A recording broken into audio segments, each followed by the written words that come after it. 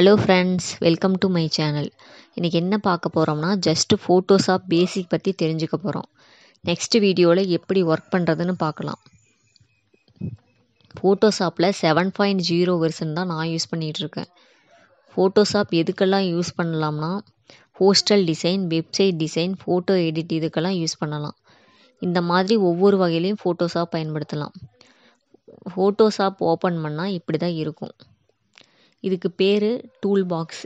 இந்த சைடில் இருக்கிறதுக்கெல்லாம் பேனல்ஸு ரொம்ப முக்கியமானது லேயர்.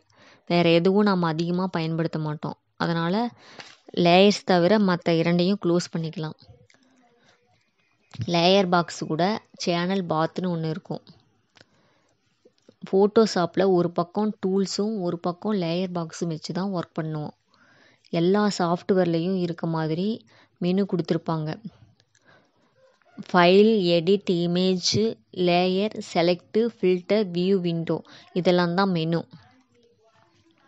ஃபைல் கிளிக் பண்ணிங்கன்னா new, open, browse, open as, open recent இது வரைக்கும் ஒரு செக்ஷன். ஓப்பன் ரீசன்ட் கீழே ஒரு லைன் போட்டிருப்பாங்க, அது ஒரு செக்ஷன்.